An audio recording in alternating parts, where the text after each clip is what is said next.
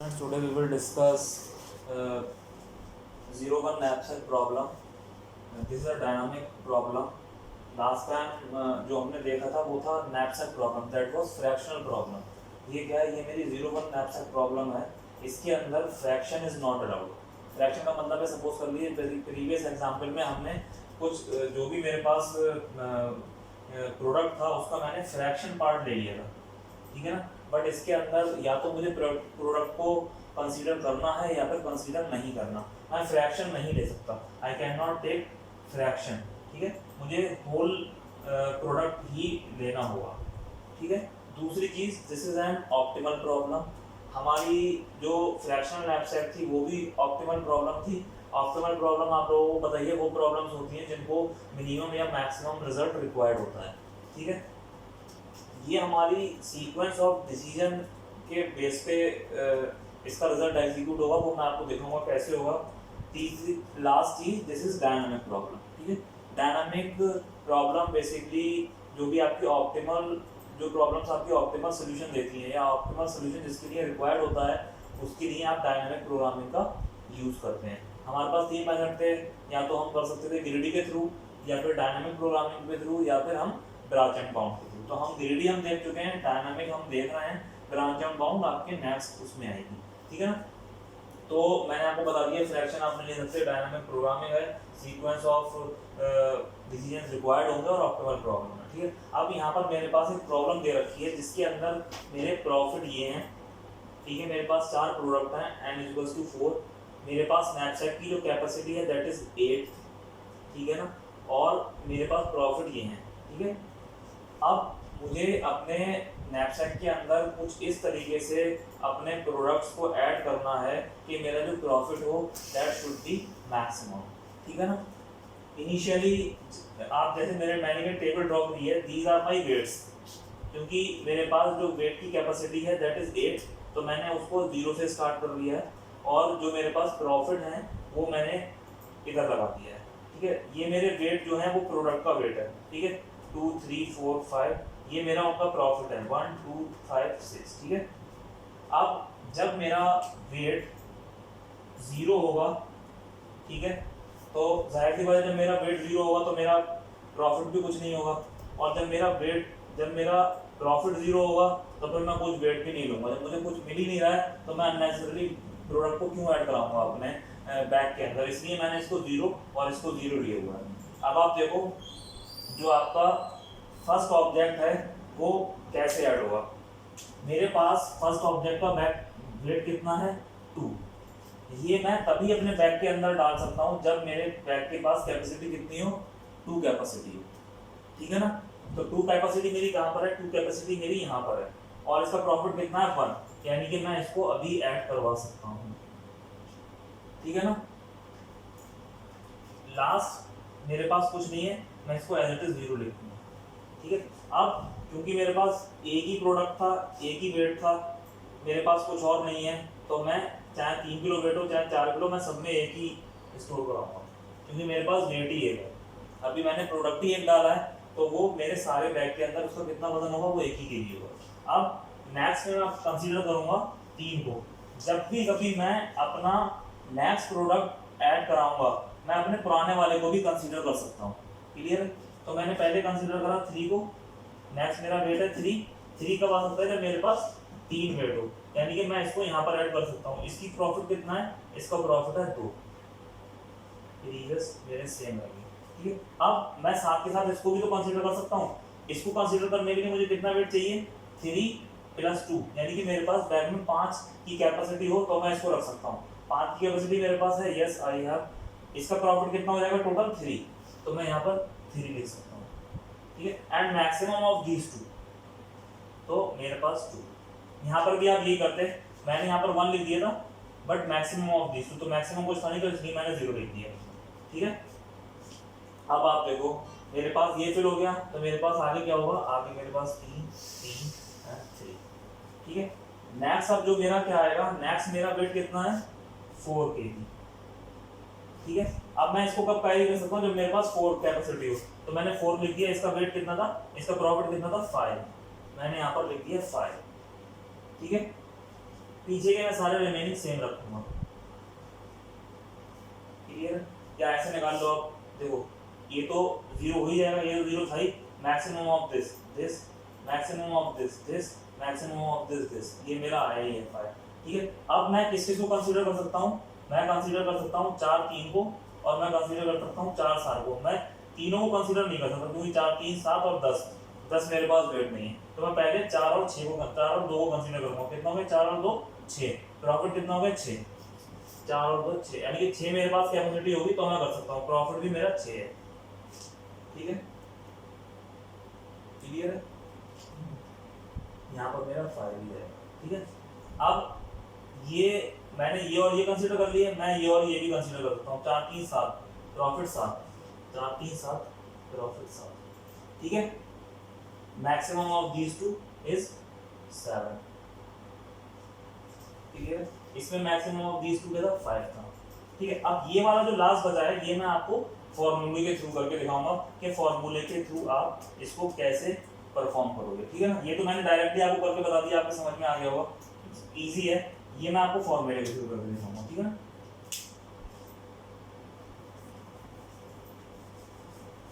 मैं ये रख देता हूँ। इसका फॉर्मूला क्या है?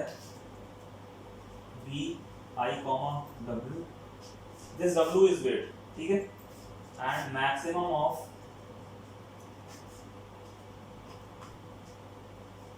We I minus 1 comma W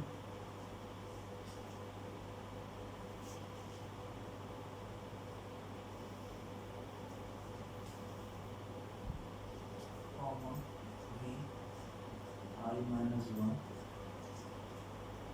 comma W minus W T I plus we.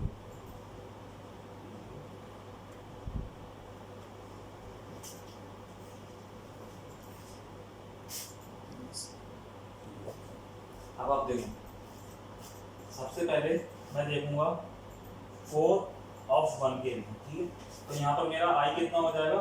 4, और वेट कितना हो गया? मेरा 1 हो गया। Maximum of V I minus 1, 4 minus 1 3 comma weight कितना है मेरा? 1। वी आई माइनस 1 3, वेट कितना है? 1 minus W T of I 4 है मेरा, इसका वेट कितना है? W T I, W T of I, I मेरा कितना था? 4, यानी कि चौथे उसका वेट कितना है? 5 प्लस टी ऑफ आई, यानी कि टी ऑफ आई यानी कि पी ऑफ 6। प्रॉफिट ऑफ आई कितना है? 4। Profit of fourth element, profit of fourth element क्या है? 6। इसको हम सॉल्व कर देंगे। Maximum v 3,1 3,1 v 3,1 3 this 1 this 0।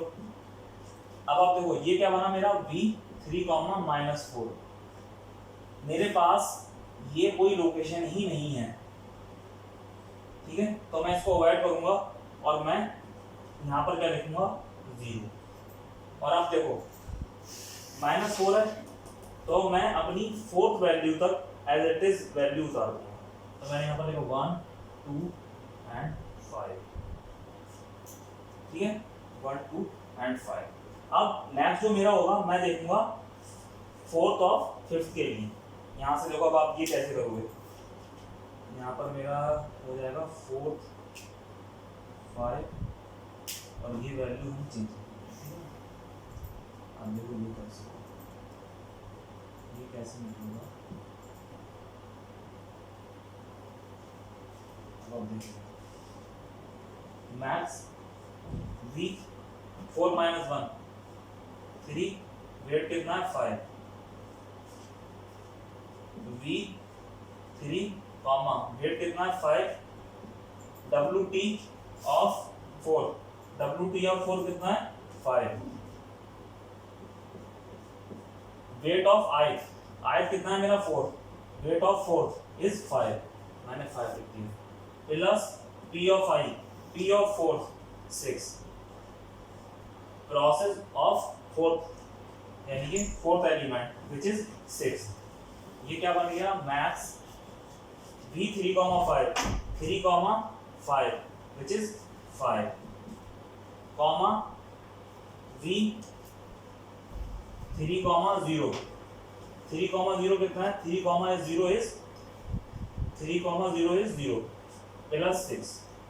ये मेरा क्या बन गया ये मेरा बन गया maximum of 5 this is 0 plus 6 इसका मैक्सिमम विच इज 6 तो मैं यहाँ पर लिख दूंगा 6। ठीक है ऐसे ही हम निकाल लेंगे फोर्थ ऑफ 6 का। ठीक है जो कि आपके पास आएगा अगेन 6, फिर हम निकाल लेंगे इसका विच इज 7। मैं आपको लास्ट वाला निकाल कर दिखा देता हूँ। ठीक है एक बार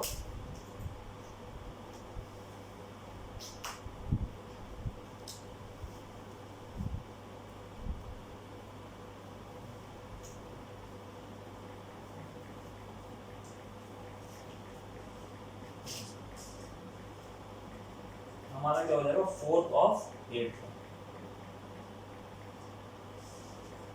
V3 weight is 8 V3 8 minus W of 4 8 minus 6 यानी 8 माइनस 6 एंड दिस इज 6 क्या बन गया maximum 3, 8 how much 3, 8 is 7 comma V3, 2 V3, 2 is 1। ठीक है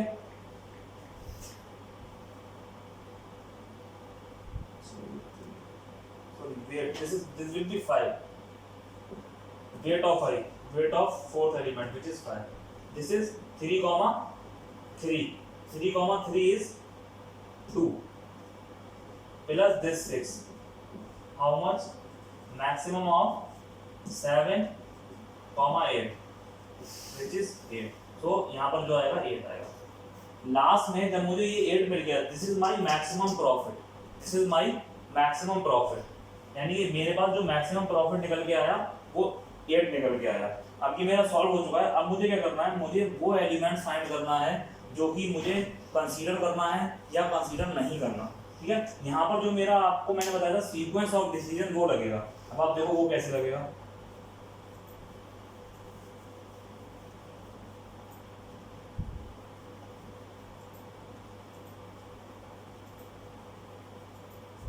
देखो मेरे पास 4 प्रोडक्ट थे। First one is x1 x2 x3 and last one is x4। ठीक है अब मेरे पास जो फोर्थ एलिमेंट है फोर्थ एलिमेंट में मुझे कितना मैक्सिमम प्रॉफिट मिला है 8।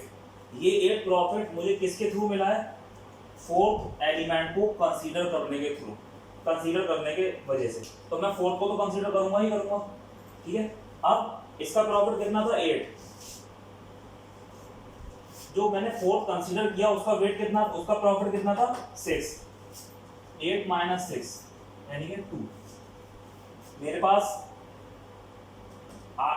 टोटल प्रॉफिट आया 8 किससे आया जब मैंने फोर्थ एलिमेंट को कंसीडर करा। फोर्थ एलिमेंट को कंसीडर करा प्रॉफिट कितना था 6। अब मेरे पास प्रॉफिट कितना बचा 2 यानी कि मुझे 2 और फाइंड करना है कि वो कहां से आया। ठीक है तो अब आप देखो इस 2 is there in this row yes 2 is there। ठीक है अब हमें 2 तो यहाँ पर मिला बट अब मुझे ये भी चेक करना है कि 2 इससे ऊपर वाली रो में भी है। yes 2 is also there in this here and here। so जाहिर सी बात है जब मेरे पास 2 यहाँ पर भी है तो मुझे 2 यहाँ से नहीं मिला है मतलब थर्ड प्रोडक्ट को ऐड करने के थ्रू नहीं मिला है मुझे सेकंड से मिला है तो मैं थर्ड को कंसीडर नहीं करूँगा। ठीक है मेरा यहाँ पर हो गया 2 जब मुझे 2 यहाँ पर मिल गया तो 2 माइनस 2 इज इक्वल्स टू 0 यानी कि अब मेरे पास सारे प्रॉफिट आ चुके हैं। अब देखो अब मुझे 0 एलिमेंट फाइंड करना है।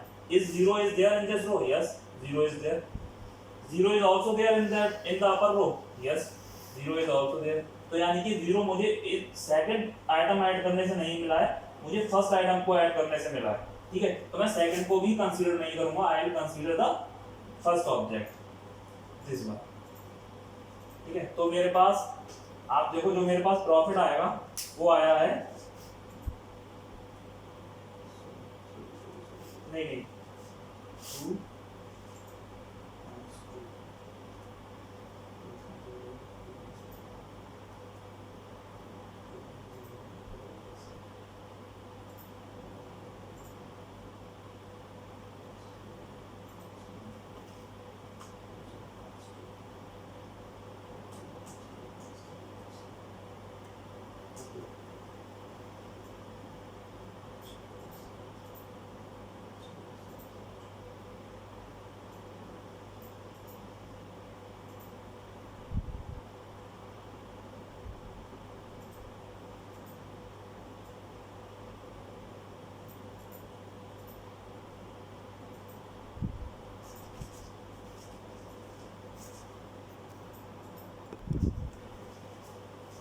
yes, so we get 2 is also there in this, so from 2 I didn't get 2 from this third object, I get 2 from this object, so I will consider 2। To मुझे कहाँ से मिला है, 2 मुझे फर्स्ट ऑब्जेक्ट यानी कि सेकंड ऑब्जेक्ट को add करने से मुझे 2 मिला है। ठीक है, देन फिर मैं चेक करूंगा, मेरे पास बचा 2 - 2 is 0, is there 0 in this row? Yes, there is 0, तो we will not add 0। तो मेरे पास जो ऑब्जेक्ट बने वो कौन से बने, x2 and x4। When I consider x2 and x4, then I will get the profit of 8। So this is how you will perform 0-1 knapsack problem। In next video we will discuss the algorithm, or you can say the program by tracing this the whole procedure. We will trace this through program। Thank you for watching।